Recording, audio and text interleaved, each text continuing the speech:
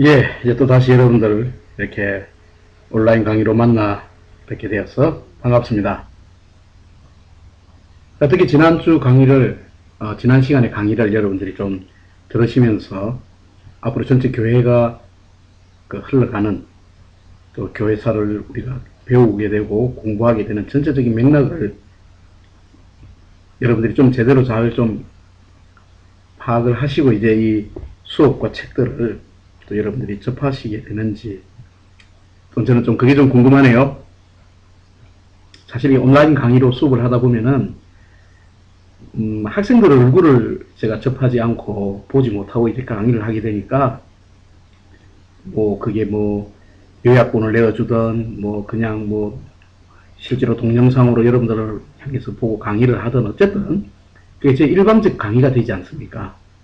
그럼 학생들과 서로 얼굴을 보고 서로 교통하고 소통을 나누며 또 서로 질문도 하고 질문도 주고받고 뭐 그렇게 하면서 이제 강의를 하는 게 훨씬 더 강의의 본연의 뜻을 잘 살려나가고 그게 더 저 사실은 좀 인간적이다라고 말을 더 덧붙일 수 있지 않겠습니까? 근데 이제 온라인 수업으로 이렇게 하다 보니까 그냥 제가 일방적으로 학생들을 향해서 불특정 다수라는 말이 이제 제일 먼저 들어오는데, 물론 이제 이 과목은, 등록을 마친 학생들만 들으실 수 있기 때문에 뭐 불특정은 아닌데, 제가 여러분들 얼굴을 보지 못하니까는 그런 점에서 이제 불특정이라는 의미를 제가 이제 사용한 건데, 그냥 그렇게 강의를 하다 보니 참 여러분들 어떻게 잘 이게 소통되고 있는지, 강의가 잘 전달되고 있는지, 강의 들으면서 잡담하거나 혹은 뭐 딴 일을 하거나 뭐 졸거나 뭐 스마트폰 보고 놀고 있거나 이런 건 하고 있지 않는지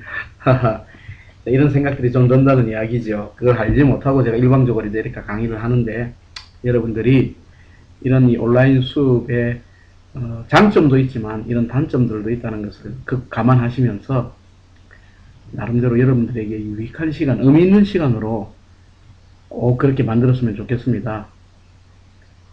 저의 단순 우직한 이 신념 때문에 이런 강의를 계속해서 하고 있다는 것을 여러분들이 이해하신다면은 조금 힘드시고 피곤하시더라도 한 3, 40분 정도의 시간 여러분들이 함께 좀 귀 기울여서서 같이 또 동참하다 보면은 또 나름대로 의미 있는 시간 되지 않겠습니까? 그걸 저는 바라고 있습니다, 여러분. 여러분들에게 저는 이 책을 저술했던 저자들이 전달해 줄 수 있는 것만큼의 방대한 정보라든지 방대한 지식을 저는 전달해 줄 능력이 안 되는 사람입니다. 그 점을 먼저 미리 말씀드리고 제가 지금 시작하는데요. 그러나 제가 그런 능력은 되지는 않지만은 교회사에 나타나는 여러 가지 많은 사건과 의미들이 도대체 무엇에 견주어져서 그것이 이해되어져야 되고 해석되어져야 되고 평가되어져야 하는 것인가에 대한 크리티컬한 opinion of view라고 이야기하죠. 그런 가치관을 한번 만들어 보자 하는 게 저의 강의의 목적이고 바람이기도 합니다. 그냥 다 책에 나와 있는 지식들 일반적으로 그냥 나열해주고 교회사 이런 일이 있었고요. 2세기에 이런 교부들이 있었고 3세기에 이런 교부들이 있었고 변증가들이 이런 사람은 있었고요. 이런 이야기들은 여러분들이 책을 읽으면 얼마든지 알 수 있는 내용이니까 제가 굳이 할 필요는 없겠다 싶어서 이제 이런 하나의 일반적 논조들을 가지고 논지들을 가지고 교회사의 흐름을 이제 함께 풀어나가 볼 수 있었으면 좋겠다는 게 제 마음입니다. 자, 여러분 지난주에 여러분 했던 내용들 기억하십니까? 지난 시간에, 지난주가 아니라 엊그저께죠. 엊그저께 하셨던 내용들 여러분들 기억하시나 모르겠습니다. 안 하셔도 괜찮습니다. 기억이 안 나셔도 또 여러 번 리마인드 하면서 우리 마음속에 하나의 분명한 원칙으로 세워져야 할 부분들이기 때문에 지난번에는 우리 첫 주에는 이제 앞으로 강의가 어떻게 흘러갈 것이라는 전반적인 이야기를 나누고 두 번째는 이 기독교 교회사의 핵심이 되는 교회의 본질이 무엇인가? 우리가 기독교 교회사를 공부하는 가장 중요한 목적은 교회가 어떤 존재이고 교회가 무엇인가? 그리고 그 교회의 본질이 앞으로 우리의 삶과 다가올 우리의 삶에 지금 현재 살아가는 우리의 삶에 어떤 영향과 어떤 의미를 미치고 있는지를 우리가 정확하게 발견하고 평가하자는데 그 의미가 있다는 것을 제가 말씀을 드렸습니다. 그런 관점에서 베드로의 고백이 대단히 중요하고 그 고백 위에 세워져 있는 모든 교회들, 교단과 교파와 신학적 배경, 백그라운드 이런 모든 것을 다 초월해서 그 고백이 가지는 교회의 중요성만이 앞으로 우리가 생각하고 또 바라보고 지향해야 할 교회의 궁극적인 모습 중에 하나라고 제가 말씀드리고 있는 겁니다. 초대 교회로 돌아가자라고 하는 이 말처럼 사실은 모호한 이야기가 없다는 것도 여러분들이 기억하실 필요가 있습니다. 물론 초대 교회로 돌아가자는 말이 잘못됐다는 말은 아닙니다. 그러나 그것이 정답은 아니라는 이야기죠. 그것이 성경적인 본래적 의미는 아니라는 이야기입니다. 교회는 끊임없이 확장하고 성숙해지고 강해지면서 궁극적인 하나님 나라의 완성과 도래를 이루어내어지는 하나의 패시지, 또 통로의 역할을 감당하게 된다는 점에 있어서 아니 지금 21세기에 무슨 교회에 문제가 생겼다고 하면 그냥 과거로만 돌아가자 이렇게 하는 게 말이 안 된다는 이야기 아닙니까? 물론 초대 교회에서 본받아야 할 중요한 문제들도 물론 있습니다만은 중요한 교회 모습들도 물론 있습니다만은 그냥 지금 우리는 교회라고 하는 그 본질 위에 서서 어떻게 교회가 앞으로 진전되어져 나가고 또 어떻게 하나님 나라의 최종적인 완성을 바라보면서 그 완성에 기여하는 교회로 우리가 세워져 나갈 것인가 하는 것을 교회 역사에서 살펴보자는 이야기지요. 그런 점에서 이제 교회의 본질이 무엇인가 하는 것에 좀 더 진일보해서 한 걸음씩 한 걸음씩 나아가게 되어져야 된다는 이야기입니다.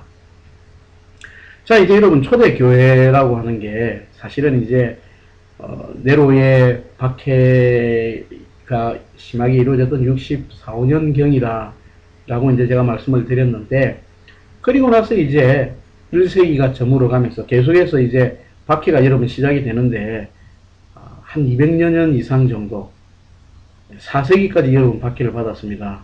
1세기에서부터 4세기까지 4세기 초까지 기독교가 참 큰 박해를 받았던 그런 과거의 그 기독교회의 역사를 우리가 살펴보면은 박해를 당했던 그 시절과 박해를 받았던 그 많은 성도들의 피와 눈물, 우리가 어찌 그것을 잊을 수가 있겠습니까? 어떤 의미에서 우리가 생각하는 그 기독교는 초대 교회에 세워진 것이 아니라 박해받았던 기독교인들의 그 피 위에 교회가 세워졌다고 말할 수 있습니다.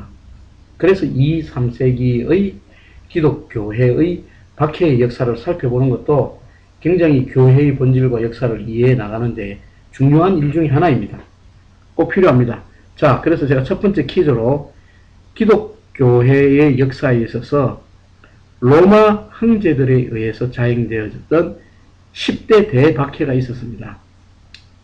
64년에 로마의 황제 네로에 의해서 시작되어졌다 그렇게 이야기했으니까 이제 10명 중에서 10대 중에서 한 명은 제가 이제 말씀을 드린 셈이네요. 그럼 이제 9명이네. 9명만 여러분들이 퀴즈로 어떤 황제 시대에 언제부터 몇 년까지 이런 박해가 있었다는 것 정도만 간략하게 여러분들이 퀴즈로 저에게 제출해 주시면 되겠습니다.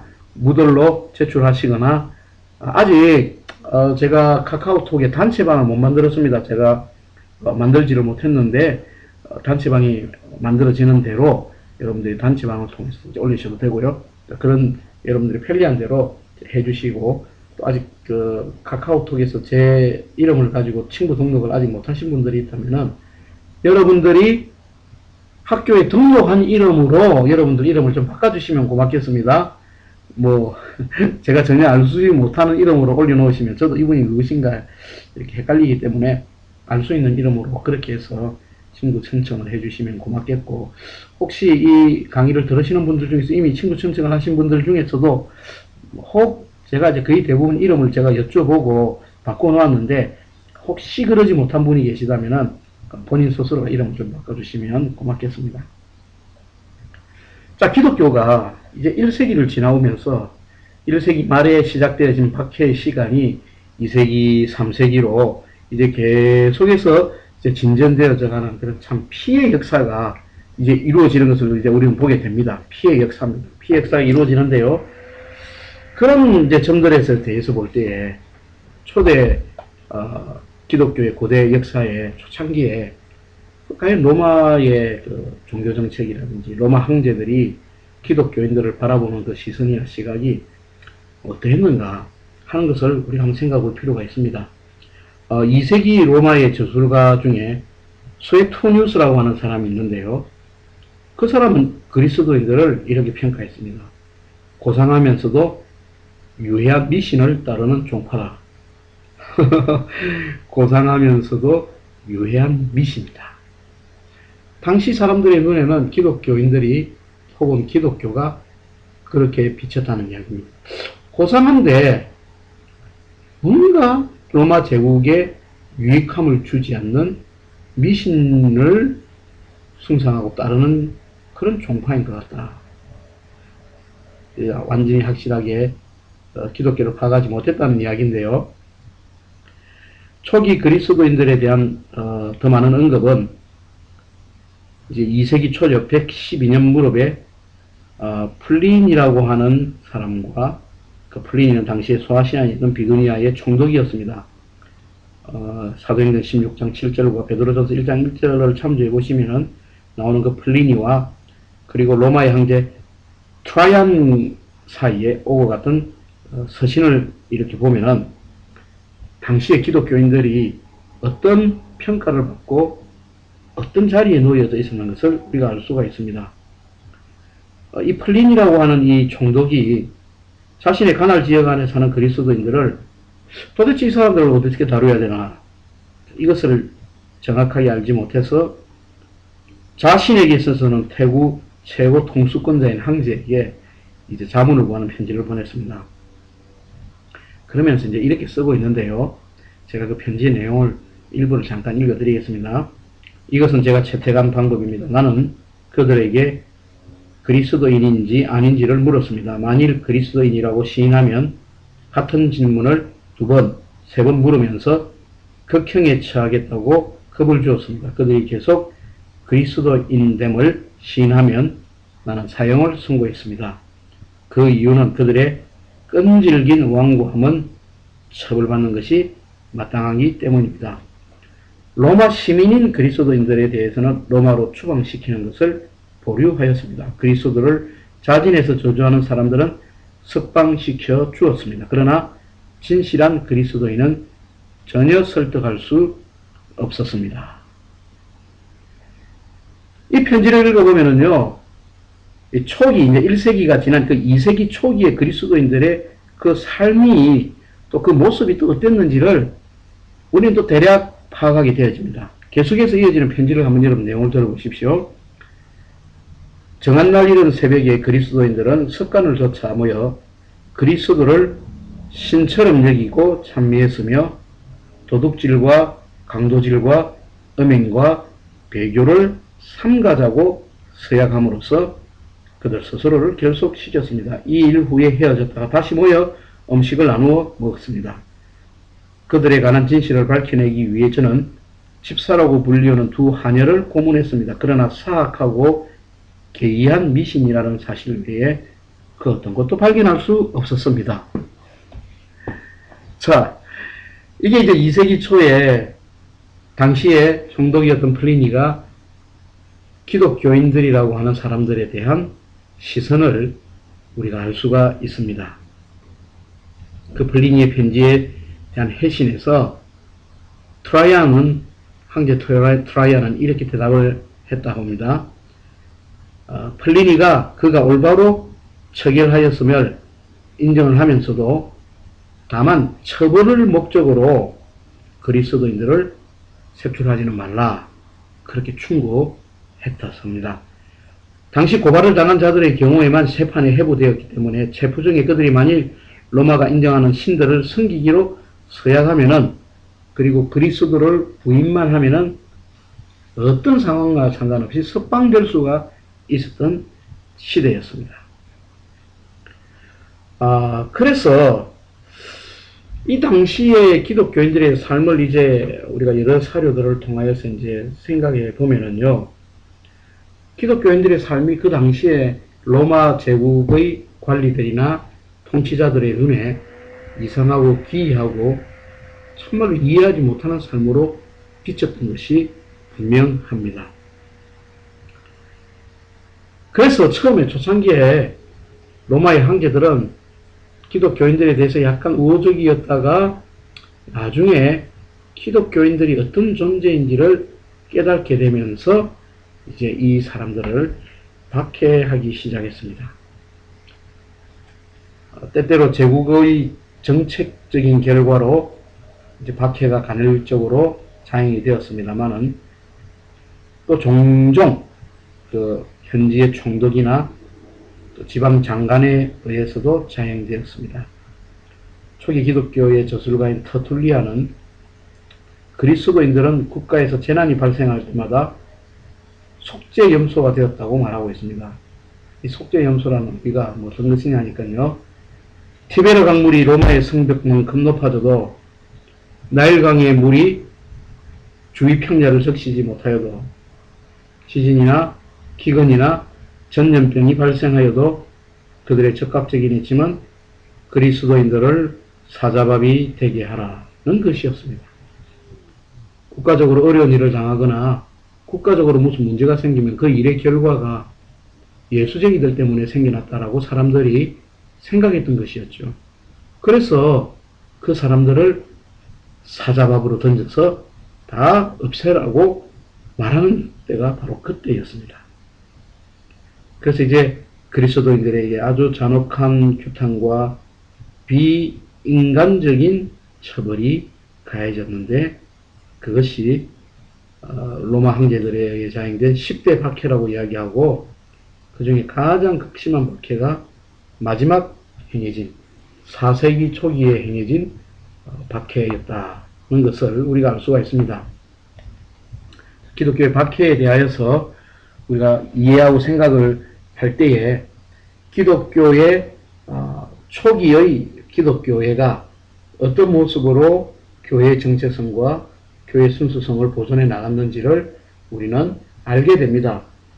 어떤 의미에서 기독교의 역사, 기독교의 전 역사를 통틀어서 기독교가 내적으로 가장 강하고 기독교가 내적으로 가장 큰 힘을 가지게 되었을 때는 로마의 국교가 되어가지고 아무런 위협과 신변의 문제에 재산의 문제에 구애받지 않고 그렇게 음지에 서 있던 기독교가 양지로 헐헐 날아가던 때가 아니라 기독교의 가장 순결하고 기독교의 가장 핵심적인 믿음과 신앙이 굳세게 세워졌던 때는 바로 이 2세기, 3세기에 기독교가 당하는 박해를 통해서 완성되어졌다는 것을 알 수가 있고 또 이 3세기는 속사도들이나 유명한 교부들이 활동함으로써 기독교의 진리가 더 견고하고 더 강건하게 세워져 나간 역할을 우리는 했다는 것을 우리가 교회의 역사, 특별히 이 기독교의 2, 3세기의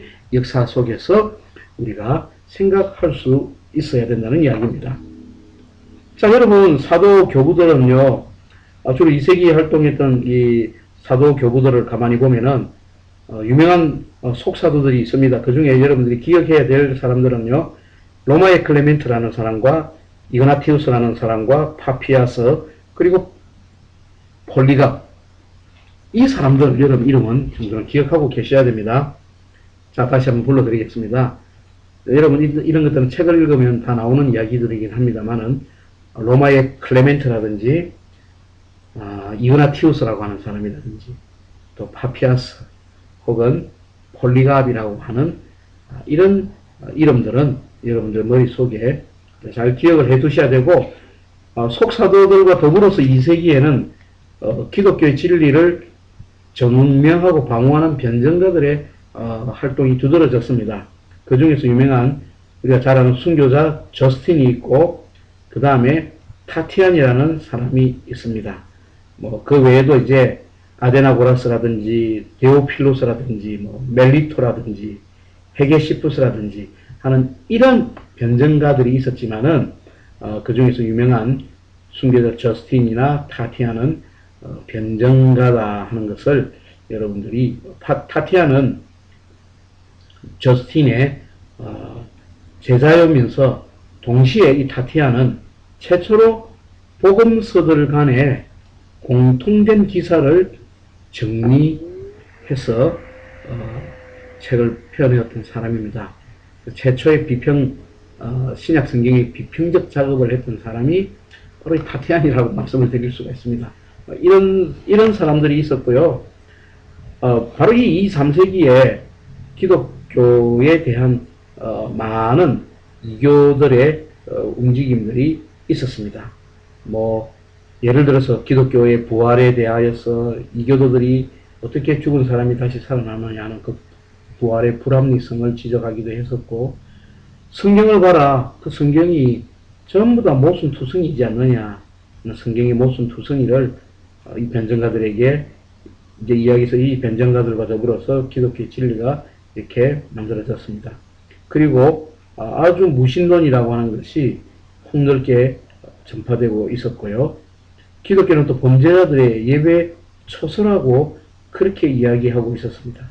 이런 여러 가지 이교도들이 교회에 대하여서, 기독교에 대하여서 가지는 잘못된 편견이나 오해 등에 대하여서 기독교 변증가들이 그때그때마다 답을 줌으로써 기독교회의 정체성과 존속을 유지해 나갔다는 점도 여러분들이 이해해 두시고 기억해 주셔야 될 부분입니다. 자, 3세기죠. 3세기에는 기독교 교부들이 적극적으로 활동했습니다. 여러분, 기독교 시대에 있어서 1세기를 지나오는 2, 3세기의 속사도들과 교부들은 굉장히 나름대로 중요한 기독교회 역사의 형성과 그 정체성의 확립에 있어서 대단히 중요한 역할을 했던 사람이라는 점을 여러분들이 명심하실 필요가 있습니다. 3세기 교부 중에서 대표적인 사람이 이레니우스와 클레멘트와 터툴리안과 오리겐, 그리고 시프리안이라고 하는 사람인데요. 키프리안이라고도 하고요. 이 사람들이 교회의 중요한 진리와 교회 교훈들과 그리고 교회가 앞으로 가야 할 모든 방향들을 정밀하게 수집하고 보존했던 그런 중요한 역할을 했던 사람들이 이 2세기, 3세기에 등장했었던 기독교 교부라. 그래서 여러분 그렇게 교회 교부다. 그렇게 이제 말씀을 드릴 수가 있습니다. 자, 이런 사람들 이름이 나온다. 이레니우스나 혹은 터툴리안이나 혹은 오리겐이나 이런 사람들이 이름이 나온다면은 이 사람들은 3세기에 활약했었던 교부들이다. 그때 당시에 말시온이라든지요, 온타누스라든지 하는 이런 이단들에 대하여서 이 교부들이 교회의 진리를 잘 지켜 나갔다 하는 것을 우리가 알 수가 있습니다. 자, 이런 교부들의 모습이 또 있었습니다. 자, 이제 이 기독교에 있어서 이 2, 3세기에 이루어지는 또 중요한 일들 중에 하나가 어떤 것이냐면요, 신약 성경이 정경화되어지는 놀라운 작업을 해내게 된다는 것을 우리가 기억할 필요가 있습니다. 신약 성경의 정경화. 자, 그때까지만 해도 여러분, 초대교회를 지나오며 1세기를 지나오면서 2세기, 3세기를 거쳐오면서 이제 많은 예수 그리스도의 가르치심과 그 복음의 진리에 대한 가르침을 사람들에게 알리기 위해서 붓을 든 사람들이 많았습니다. 누가복음을 기록할 당시에 누가도 이런 일들을 기록하려고 많은 사람들이 붓을 들었다고 이야기를 합니다. 그만큼 많은 책들과 많은 문서들과 조각조각 단편들이 기독교에 이야기하는 근본적인 정경의 핵심을 말해주는 그런 자료들이라고 사람들 손에 막 떠다니게 되었죠.